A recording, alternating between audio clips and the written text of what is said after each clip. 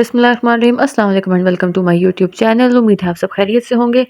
तो भाई वीडियो आगे बढ़ाने से पहले अगर आपने मेरे चैनल को सब्सक्राइब नहीं किया तो प्लीज़ सब्सक्राइब। तो जी मेरी आवाज़ से लग रहा होगा मैं इतनी खुश हूँ, तो खुश इतनी क्यों हूँ कि मुझे हो गई हैं ईद की छुट्टियाँ और मैंने शुरू कर दी हैं घर की सफाइयाँ।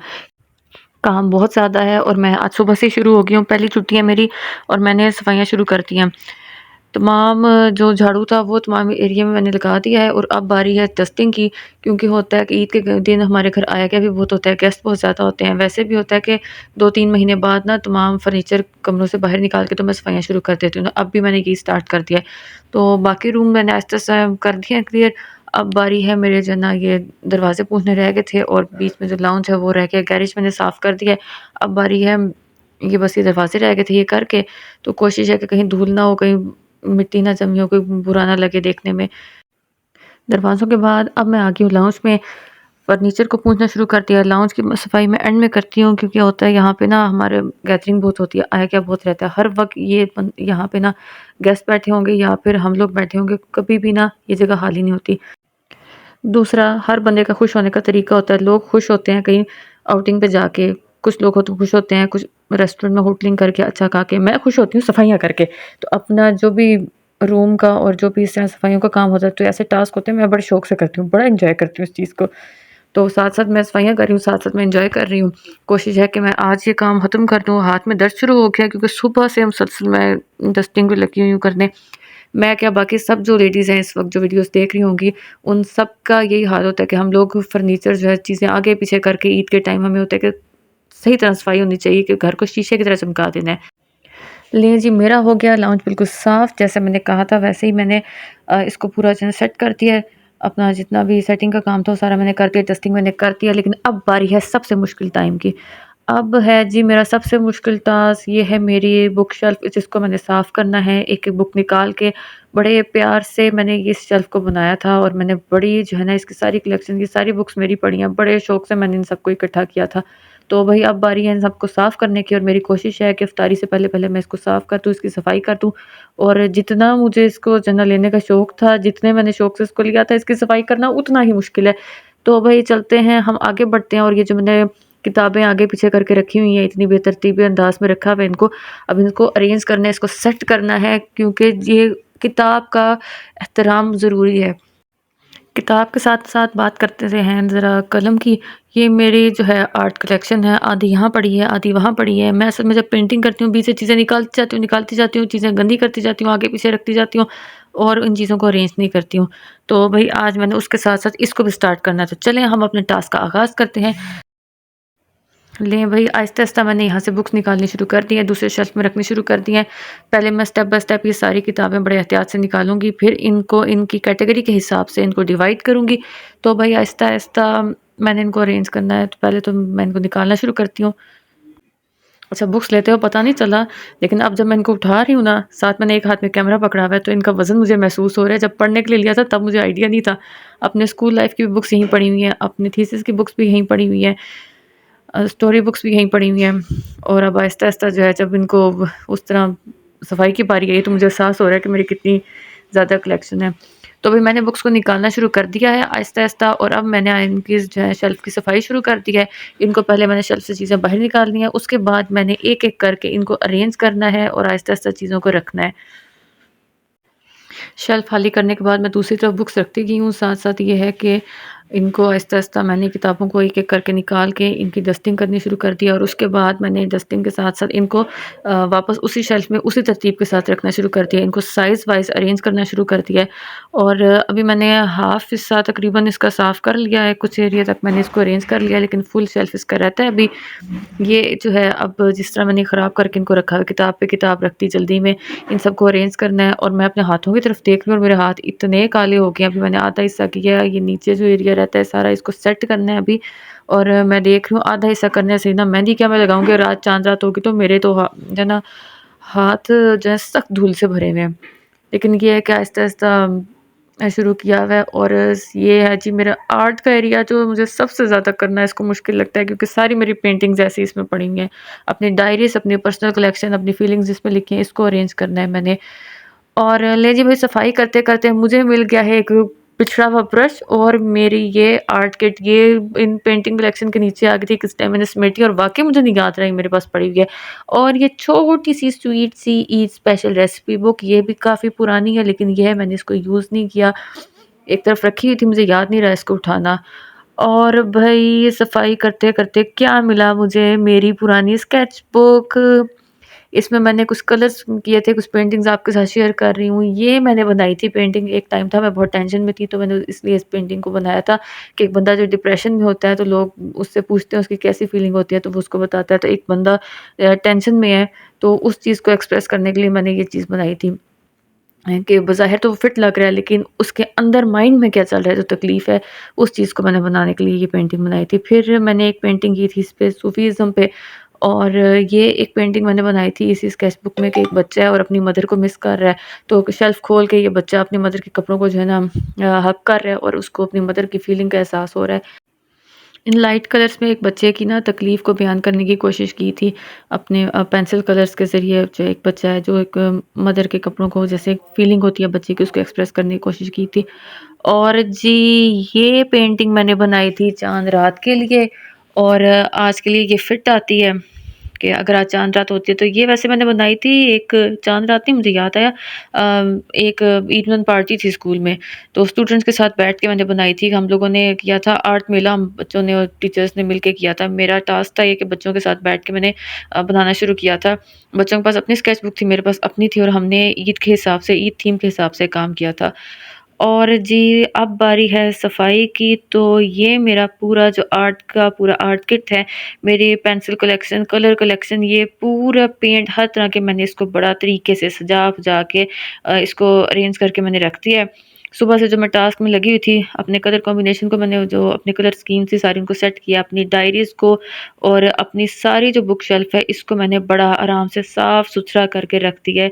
और फाइनली मेरी जो बुक शेल्फ़ है, लग रहा है कि वाक़ई बुक शेल्फ़ है, और जो गुमी हुई चीज़ें थी मेरी इतने टाइम से जो मिल नहीं रही थी वो भी मिल गई है। तो मैंने तो जो है ना इनको अरेंज भी कर लिया मैंने, किताबों को जैसे मैंने रखना था इनकी कैटेगरी के हिसाब से, जैसे मैंने इनको साफ़-सुथरा करके रखना था, किताबों पे जो धूल जमी थी वो भी साफ़ हो गई और मैंने इन सबको तरीके से सेट भी कर दिया।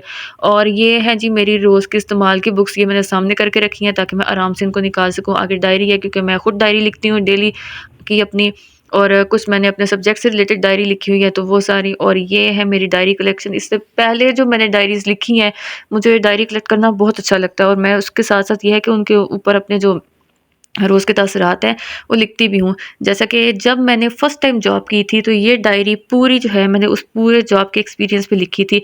1 साल मैंने जब अपना करियर स्टार्ट किया था, ये पूरे 1 साल की उसके ऊपर है। तो भई ये है मेरी वहाँ की डायरी। लें भई, चाँद नज़र आ गया है और कल ईद है, तो सब अपने बच्चों को तैयार करके रखते हैं, तो मैंने कहा मैं भी अपने टेडीज़ को ज़रा सामने ले आऊँ आज। इनको स्पेशल मैंने ईद के लिए साफ़-सुथरा करके, ये मुझे पता है मैंने इनको किस तरह साफ़-सुथरा किया है। ये सिर्फ़ मैं जानती हूँ या फिर ये जानते हैं कि इनको मैंने किस तरह साफ़-सुथरा करके, धुला के, जो ना टब में डाल-डाल के, एक-एक करके इनको सर्फ़ डाल-डाल के, कम्फ़र्ट में डुबो-डुबो के, और मैंने किस तरह इनको साफ़ किया है। लो भाई, शुक्र है कि मैंने इफ्तार से पहले सारी सफाइयाँ कर ली थी क्योंकि अब निकला है चाँद और आज है चाँद रात। पहले तो आप सबको मेरी तरफ से बहुत-बहुत चाँद रात मुबारक हो, और अब बारी है चाँद रात मनाने की। तो भाई मैं चाँद रात मनाती हूँ ज़रा डिफरेंट तरीके से। जैसे मैंने लास्ट ईयर किया था कि अपने चाँद रात सेलिब्रेट करने से पहले मैंने जब मेहंदी लगाने लगी हूँ तो पूरा एक थाल डेकोरेट किया था जिसमें चूड़ियाँ और मेहंदी रखी थी। इस बार मैंने थोड़े से डिफरेंट टच दिया है। मैंने किया है फूलों से की है इसकी सजावट। एक थाल को पूरा फूलों से भर दिया, फूलों की पत्तियों से। कुछ यहाँ पर फूल भी पड़े हैं लेकिन ज़्यादातर ये फूलों की खुशबू से कमरा, मैं जानती हूँ किस तरह ये महक रहा है। तो भाई इस पूरे जो है थाल को भरने के बाद, सही तरह इससे सजाने के बाद, इसको प्रॉपर अरेंज करने के बाद, फूलों से भरा हुआ करने के बाद, अब मैंने करना है इसके ऊपर, इसको सेट कर देना है। जो पत्तियाँ मेरी बाहर गिरी हैं मैंने उनको भी अरेंज कर देना है। चलें भाई, पत्तियों के बाद अब मैंने जो चूड़ियाँ हैं इसके ऊपर सजा के रख दी हैं, और अब बारी है मेहंदी की। तो भाई ये आ गई मेहंदी और मेरा थाल हो गया है तैयार, और ऐसे एटमॉस्फेयर में मेहंदी लगाने का भी मज़ा आता है फिर। तो भई अब हम देखते हैं डिज़ाइन के मैंने किस किस्म का डिज़ाइन लेना है, कैसे मैंने मेहंदी लगानी है। तो चलें फिर वीडियो को आगे बढ़ाते हैं।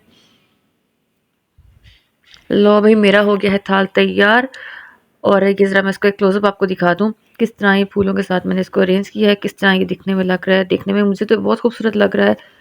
आप लोगों को कैसा लगा कमेंट सेक्शन में ज़रूर बताइएगा।